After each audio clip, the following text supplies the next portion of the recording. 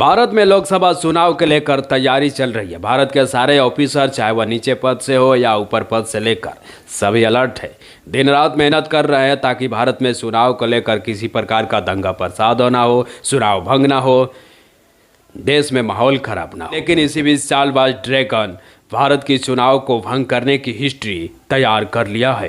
कैसे कब चुनाव भंग करना है, इसका हिस्ट्री पूरी तरह से तैयार कर लिया गया है। दरअसल चीन ने ऐसा तैयारी शुरू किया है, वह जगह नेपाल बताया जा रहा है। चीनी नागरिक को भारतीय नंबर प्लेट की गाड़ी किसने दिलाई? चीनी नागरिक को बहुत सारे भारतीय सिम किसने दिलाई? चीनी नागरिक को क्या भारतीय आदमी सपोर्ट कर रहा है?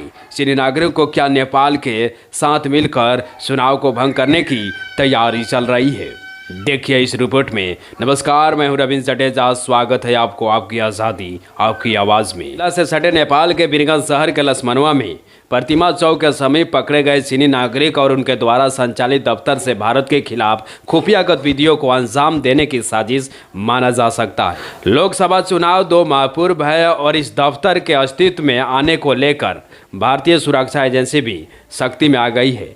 बताया जा रहा है कि चीनी नागरिकों द्वारा संचालित इस दफ्तर में कई भारतीय एवं नेपाली नागरिक एजेंट के रूप में कार्य कर रहे थे, जिनका खुलासा होना बाकी है। सुरक्षा एजेंसी के अनुसार इस दफ्तर को वीरगंज शहर से दूर और भारतीय सीमा के नज़दीक चीनी नागरिकों के एक समूह द्वारा संचालित कर ऑनलाइन लॉटरी और ऑनलाइन शॉपिंग, विदेशी नागरिकों से ठगी सहित कई ऐसे संदेहास्पद गतिविधियों को अंजाम दिया जा रहा था। नेपाल पुलिस के दफ्तर के कई इमारतों को नेपाल के हथौड़ा शहर के एक महिला श्रद्धा जोशी ने किराए पर नंदू पटेल से एग्रीमेंट के तहत लिया था, जो छापेमारी के बाद से फरार है। जिस ऑफिस में छापा मारा गया था उस ऑफिस से सीसीटीवी कैमरे, सुसज्जित बेड रूम सहित कई ऐसे अत्याधुनिक सुविधा उपलब्ध थी, जो देखने में वीआईपी कंप्यूटर ट्रेनिंग इंस्टीट्यूट का लैब लग रहा था, जिसमें करीब 120 कंप्यूटर सेट लगाए गए थे। साथ ही इस ऑफिस को ब्रेडा इंटरनेशनल के नाम से चाइनीज स्टडी सेंटर संचालन की भी योजना बनाई गई थी।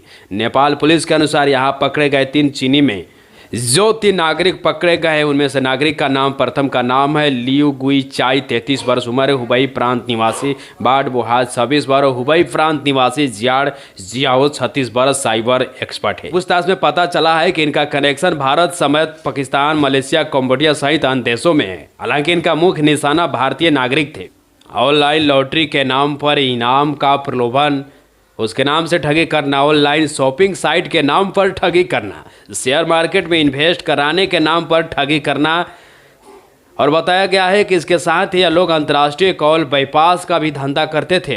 इनके पास से पकड़े गए भारी मात्रा में भारतीय सिम भारत में कॉल किया जाता था और इसके इस्तेमाल ठगी के साथ खुफिया नक्सल को भी मजबूत बनाने की तैयारी की जा रही थी। हालांकि एहसास होना बाकी है कि आखिर चीनी नागरिक को भारतीय सीमा कैसे हासिल हुआ, इसके पास भारतीय नंबर प्लेट की गाड़ी कैसे आई, आखिर भारत में यह कौन थे जो इन्हें सहयोग कर रहे थे।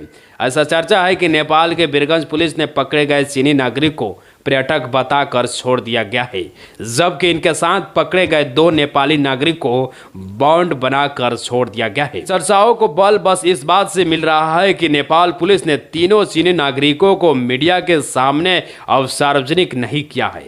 साथ ही उन नेपाली नागरिकों को डिटेल भी नहीं दिया है जो उनके साथ थे। बताया यह भी जा रहा है कि चीनी नागरिकों